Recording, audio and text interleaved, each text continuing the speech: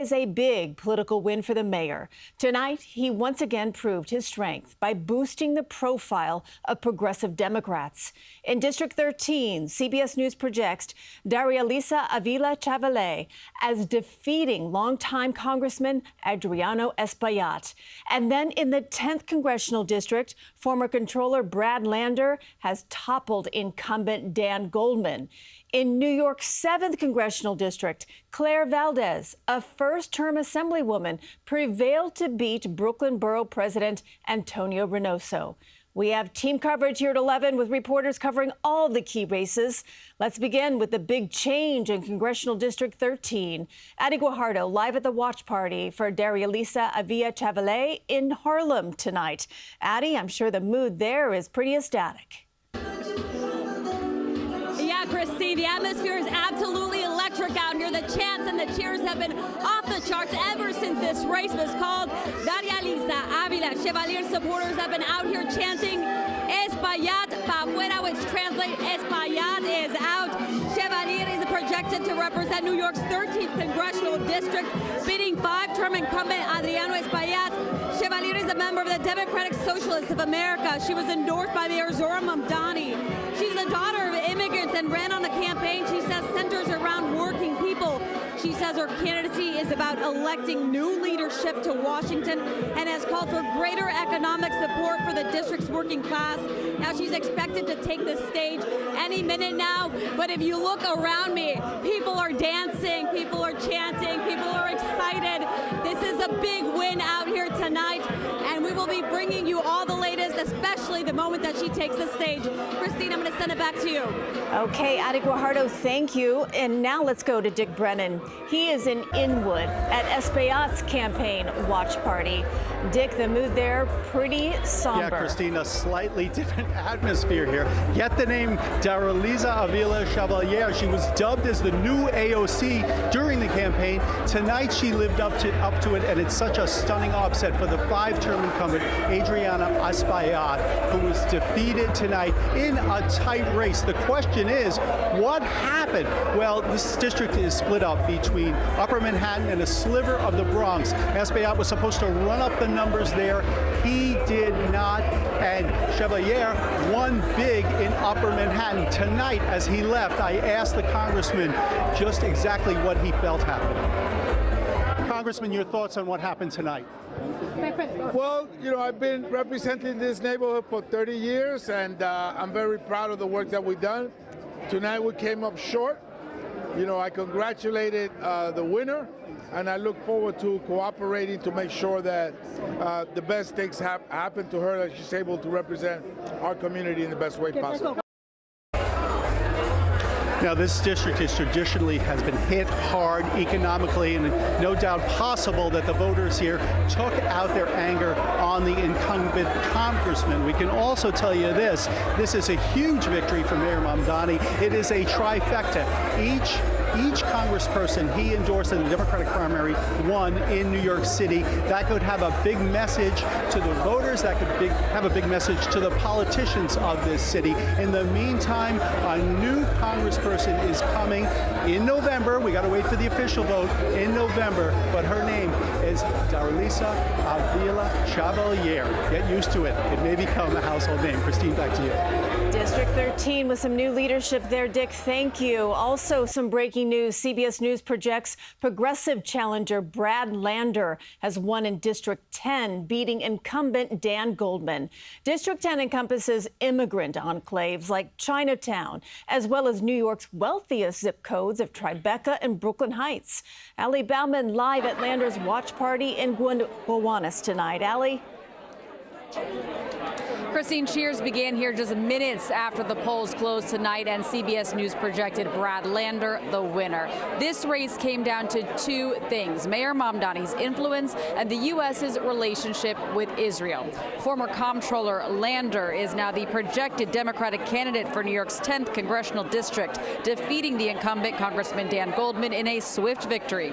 Lander's gamble to cross-endorse with Zohran Mamdani during last year's mayoral election has seemingly paid off, as Mamdani bucked party lines in this election, endorsing Lander over Goldman, who was backed by Governor Hochul and Minority Leader Hakeem Jeffries.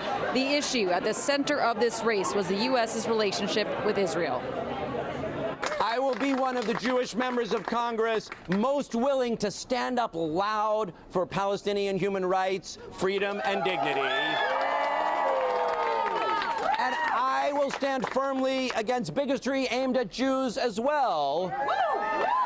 That's not two different jobs. That's the same job. I knew then what we all know now, and what many of you all have known for years. Brad brings a kindness to this work. While this is certainly not the outcome I hoped for and worked so hard for, I respect their decision.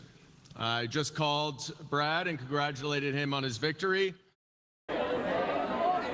Well, now to the general election. Lander will go up against the Republican candidate, Jennifer Moore, who was uncontested in this primary. But, Christine, this is a solidly blue district, so Lander certainly has the strong advantage. We're live in Gowanus. Ali Bauman, CBS News, New York. Ali, thank you. Let's move now to the 7th Congressional District. CBS News projecting there Claire Valdez as the winner. The state assemblywoman endorsed by the mayor as well. She will succeed retiring Congresswoman Nydia Velázquez to represent parts of Brooklyn and Queens. Now, she has not yet taken the stage to speak, but Valdez defeated Brooklyn Borough President Antonio Reynoso, who was handpicked by Velázquez to succeed her. Reynoso conceded the race this evening. My people that were a part of this campaign, the thousands of people that voted for me, they can feel comfortable that I'm going to continue to fight for them, 100%. Reynoso said that he would continue to support the mayor and his progressive agenda to continue to move the city forward. And now for more on this banner night for the mayor, some in-depth analysis. Let's bring in political reporter Marcia Kramer. Marcia, I got to put my glasses on for this because there's a lot to unpack, but it's quite a night for the mayor. It was quite a night for the mayor, who I think can now call himself not only a kingmaker, but a queenmaker as well, because he backed two women who were going to go to Congress. And I have to point out that earlier today, when the mayor was campaigning, he basically said it wasn't a question of replacing Democrats. It was a question of finding better Democrats. In effect, he was tapping into a recent poll finding that New York voters were fed up with politics as usual and were ready to clean house. Half of the respondents in a poll by the Honan Strategy Group said they favored electing a new generation of younger, more progressive candidates willing to challenge the party establishment. Now, voters proved that tonight by ousting two congressmen, Dan Goldman and Adriano Espaillat, and sending Assemblywoman Claire Valdez to replace retiring Congresswoman Nydia Velázquez. Yeah, because if you look at the views on some of these candidates, they weren't really that far apart. It's just where they stood, really, on principle. And what then does this mean, Marcia, for established politicians like Governor Hochul, House Majority Leader Hakeem Jeffries, who endorsed the sitting congressman? What are their futures? Christine, it is a blaring, blaring warning to them, because it means that voters are tired of the dysfunction that they've seen in Washington and the inability of Democrats to stand up to what I think some people think of the excesses of the Trump administration. And it also means that some long-serving politicians, can you say Chuck Schumer, who's been in Washington for 27 years as in the Senate, could have a target on his back. And it also could mean that if he decides to run for re-election, AOC could decide to challenge him, and he might have a big problem. What about flipping the House then in the Democrats' favor? I mean, does this make things better or worse for those chances? Look, Republicans are going to latch on to the Democrats and try to say that they're trying to use the fact that they've turned to the left to use it to shore up their base and possibly pick off some moderate Democrats in the process. And Democrats are going to have to start singing a new song if they hope to change the dynamic in Washington. But there's another question I want to talk to you about, and that is whether the move to the left in New York City will affect Kathy Hochul's bid for re-election. Her Republican opponent is definitely going to try to pin her to Mamdani in the hope of picking up those moderate Democrats as well. So it affects not only the House in November, it affects the gubernatorial race as well. Absolutely.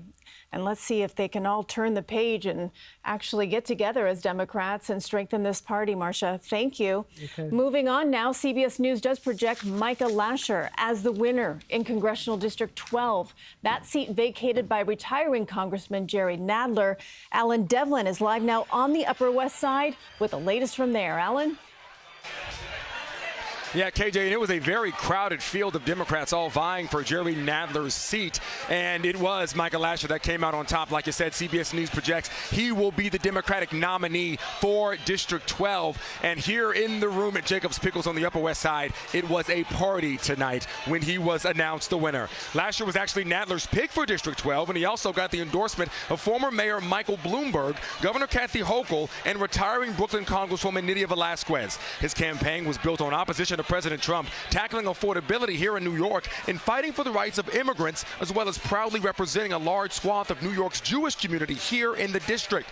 Now, obviously, four of the core values from his platform that has resonated with the people of District 12 across the Upper East Side, the Upper West Side, and Midtown Manhattan. He wins in a crowded field of recognizable faces, including New York State Assemblyman Alex Borges, former Republican George Conway, and John F. Kennedy's grandson, Jack Schlossberg. Lasher took the podium here at his watch party on the Upper West Side moments ago to speak to a fired-up crowd. Take a listen. 12th District is not just any district. This is a district that changes history. This district elected trailblazers from William Fitzryan to Bella Abzug to Ted Weiss to Jerry Nadler.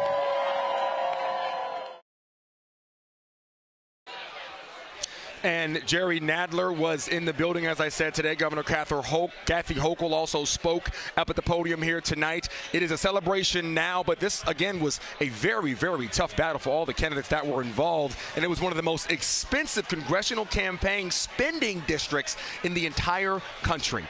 So we're going to have to wait moving forward here into November to see the Republican challengers. But right now, it is a celebration here on the Upper West Side. KJ. Right, Alan Devlin covering District 12 for us tonight. Alan, thank you. We will have much more ahead, including live coverage from Tony Aiello, who is covering New York's District 17 race. You can also check out the crawl at the bottom of your screen that has full primary results, including state elections. Let's get a look at your first alert forecast now. Tomorrow, guess what it is? It's our pick of the week, Lonnie. Bingo, you betcha. And right now, KJ, cloud cover has about 61% of the vote, but we do believe they're going to be coming out in droves to vote for sunshine and probably steal some of those votes. So yeah, cloudy right now with a temperature. See what I'm doing, KJ? See what I'm doing there? 67. But look at your dew point. Your dew point is 65. That is a saturated air mass. Tomorrow, you are going to be into the 80s. Low to mid 80s. Let's go. Take a peek here. 83 for New York City, but the dew point will be 54 degrees. Super dry, super beautiful. Cage, all yours. Hey, thank you, Lonnie. More on the forecast and also more on sports. A lot to talk about there. Otis Livingston has been following the NBA draft for us tonight, Otis. Yeah, we already had the victory parade, so the NBA is turning the page on the next championship. It's on to the next season with the first round of the NBA draft in Brooklyn. And Jazz Chisholm silences the haters who crushed him last night for playing with a lollipop in his mouth. They weren't going to bust his bubble tonight, though.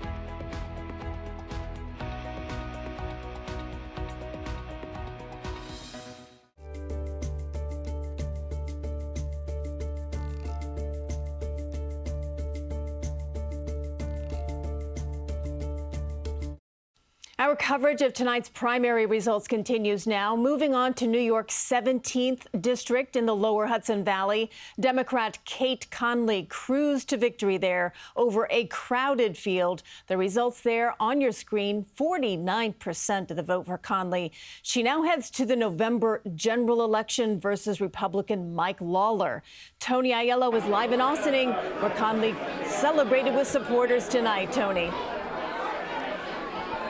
Christine, she's still in the room hugging and high-fiving supporters, honestly, many of whom have only recently met her. Conley grew up in the Hudson Valley and attended West Point, but then she traveled the world with the military and lived outside Washington, D.C., working for the Biden administration. Conley was recruited to run by Democrats eager to oust Mike Lawler. She moved to this district just in 2025. Conley is a U.S. Army combat vet, and she says she's ready to give Mike Lawler the fight of his political life. While I was growing up here asking, how can I serve my country? Mike Lawler was asking, how can I serve myself? Right, yep. Mike Lawler has never had a job that wasn't about enriching himself at the people's expense. That's right. He is the king of special interests, and his #1 client is Donald Trump. So most of the other primaries we're covering tonight are in Democratic strongholds. So tonight's winners are basically shoo-ins for the fall. Very different story here in New York 17. It is a battleground swing district. It's a top priority for Democrats who are trying to retake control of the House of Representatives. Both parties and many political action committees expected to spend up to $60 million for the general election in November. Lawler told me yesterday he is ready for whoever the Democrats nominate. Tonight, we know that will be Kate Conley. Live in Austining, Tony Aiello, CBS News, New York. And Tony will be busy covering District 17 over the next couple of months. Tony, thank you. Claire Valdez, as we mentioned, is the projected winner in District 7. She just took the stage moments ago. Here's what she said. Tonight, we haven't just won an election. We have declared that this movement is durable, that it is growing, and that it will not stop until working people are no longer asked to just build the table, no longer just offered a seat at the table, but will run the table. Valdez beat Brooklyn Borough President Antonio Reynoso. All of these primary results, by the way, are scrolling at the bottom of your screen. For much more, all you have to do is go to our website, cbsnewyork.com. Let's take a break now from political coverage to get a look at our first alert forecast one more time. Lonnie Quinn is in our immersive studio. Those clouds are rolling out, and tomorrow morning you're going to wake up to some sunshine. Is that right? You'll have, look, maybe if there's a cloud in the sky, KJ, it's going to be that white puffy cloud that I think just makes the sky look prettier. A lot of blue out there, a lot of sunshine, a lot of warm temperatures, back to the lower mid-80s or so. Humidity goes way down. Here's my picture outside as of right now. Look at the temperature and look at the dew point. They're right smack dab on top of each other. You have a 67-degree temperature. You have a 65-degree dew point, all right? And if you look at where rainfall is, all right, walk with me this way. The edge of the rain has now exited our area. It's basically off of Montauk. We're kind of done. What about cloud cover? So we've gotten rid of the rain. What about the clouds? The clouds are still with us. I mean, this place is still stocked in with clouds, right? Walk with me to the east, to the west, that is. Here we go, here we go, here we go, here we go, here we go, and here's the end of the cloud cover. All right, that's basically Bergen County. That is going to continue to be pushed right on out of here, and you will get a great looking day. So let's walk some more over this way and talk about it. Overnight, 63, everything does clear out. Any raindrops, any cloud cover, gone. Your high temp tomorrow, we're talking 83 in New York City. Everybody, even, look, the Hamptons in the 80s. Low to mid 80s. Dew points are low. It's going to feel great out there. In terms of any wet weather out there, well, it pushes farther and farther offshore. Beautiful day for Wednesday, start to finish, all right? Then, watch this. The high pressure that's in control for Wednesday gets nudged out by a weak little warm front. Could put a couple of raindrops down around 4 p.m. That's the start of the World Cup time. But it's not a lot of rain, not much of anything. It's more likely to find that warm front being pushed out by an approaching cold front that will have a better chance for rain. Now, this is like 6 a.m. Friday, but wait.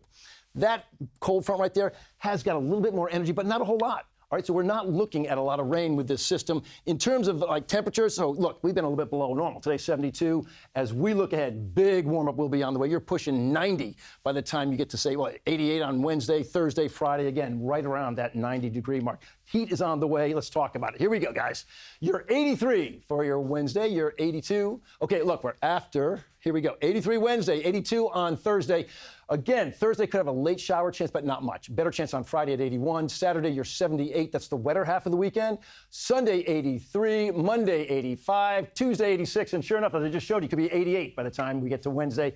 KJ, good political night here. It's all yours. Okay, Lonnie, thank you. Otis will join us next with a Knicks trade at tonight's NBA draft.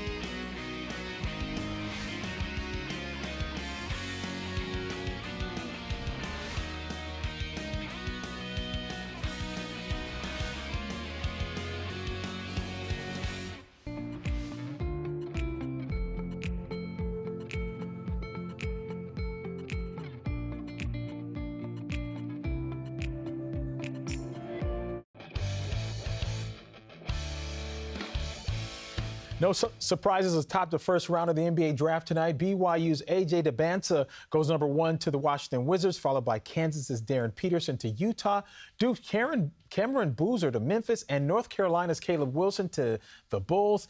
The same team that drafted another great out of North Carolina who kind of became a star Michael Jordan. Dropped down a couple spots to 6, where the Nets take Michael Brown Jr. out of the University of Louisville. He's got great size, 6'5", an elite point guard, and as such is viewed as an unselfish player who can make his teammates better. Averaged 18 points, 4.7 assists per game. He had a season-high 45 against NC State after coming back from a back injury, and now he is a Net.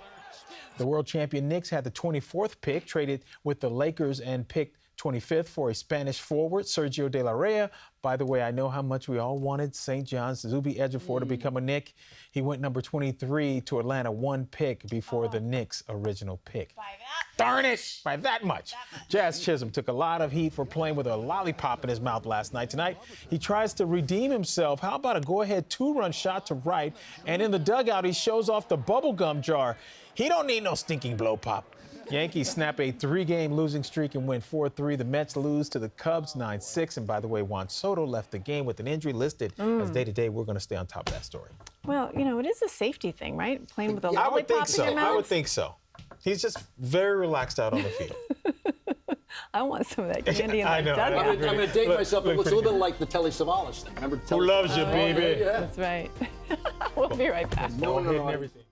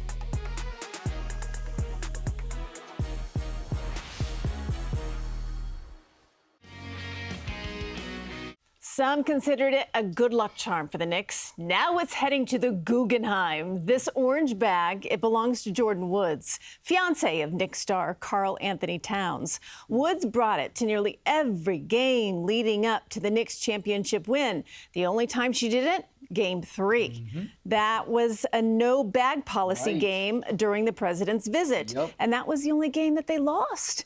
This bag is now on display at the Guggenheim through June 28th. It's on loan. It's on loan. Right. It's going right back. But hey, we got to share this victory with everybody. We'll be right back.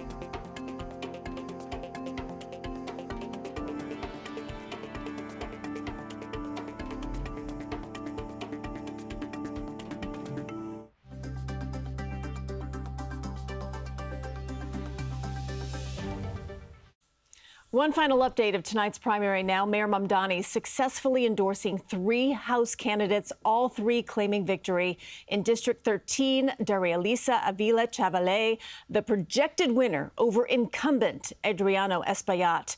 Progressive challenger Brad Lander, the projected winner there in District 10, beating incumbent Dan Goldman. And then in District 7, Claire Valdez, the projected winner. Also in District 12, CBS News projects Micah Lasher as the winner, seat vacated by retiring Congressman Jerry Nadler. All of these results are posted on our website for you at cbsnewyork.com. And we will be dissecting all of these results, what's to come, all coverage coming up tomorrow morning and also throughout the day right here on CBS News New York. Thanks for joining us. Comics Unleashed with Byron Allen is coming up next. Good night.